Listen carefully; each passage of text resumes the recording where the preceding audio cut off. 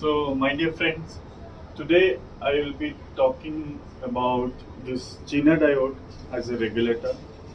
So, before I go ahead with this regulator, you must understand what is actually a regulator. So, regulator is basically a voltage stabilizer that provides a constant output despite a fluctuation at the input or at the load. So now this Zener diode, we are using it here to get a constant output voltage at the load. Now, before I go ahead with explanation of this circuit, I'll just talk to you about this VI characteristics of Zener diode. So normally, if you see the VI characteristics of a Zener diode, it is exactly similar to the normal diodes. However, it operates in the reverse bias direction instead of the forward bias region. So if you forward bias this Zener diode, then it will act like a normal diode. And if you reverse bias this, then it will work as expected. Now if you see the reverse bias region, now you keep on applying the voltage in the reverse biased direction, then until Vz, the diode will not conduct, there will be some leakage current, and Vz is the breakdown voltage. So once the breakdown occurs, then at that point the current will increase rapidly. So if you see the structure here, now to operate this Zener diode as a regulator, you must control the Zener current, which is this is the Iz minimum, this is the Iz maximum. So this your current should be within these two in order to protect the Zener diode. So as a general thumb rule, it is recommended to limit this current at 1/3 of this total value, Iz max. So that means your Iz should be equivalent to 1/3 of Iz max. Okay, now this is the basic circuitry of a Zener diode as a regulator, and this is the current limiting resistor that restrict the current to flow in between Iz min and Iz max.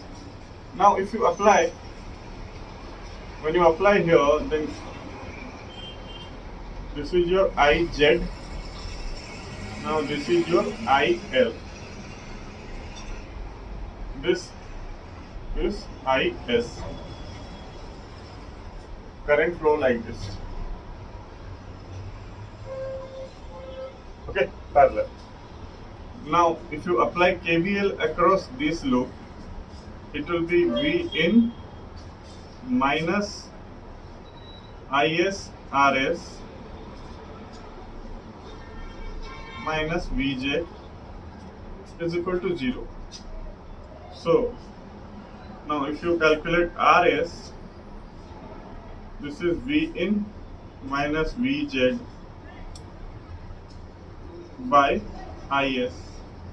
Now you know Is is divided into two parts, Iz and IL.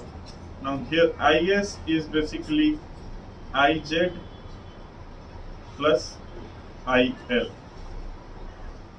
Now to calculate IL, you just need to apply KVL across this loop.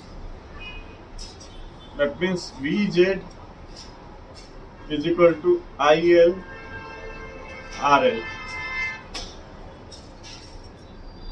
So now you get IL is equal to Vz by RL. Now from here you get your IL. Now I told you right now a few minutes back, this Iz you should maintain at 1/3 of Iz max.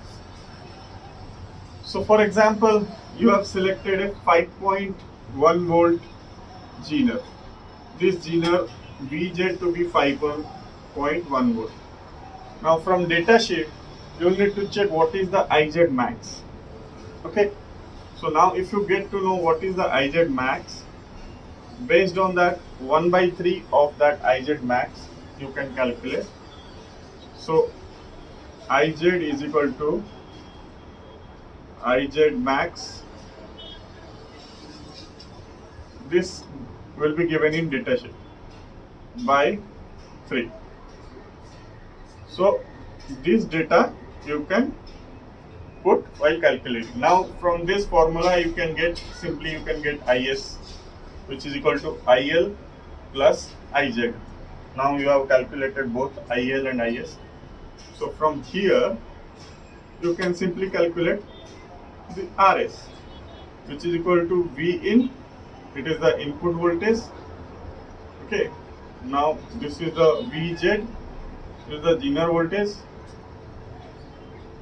And now this is IS, which you just calculated, which is the sum of IL plus IZ.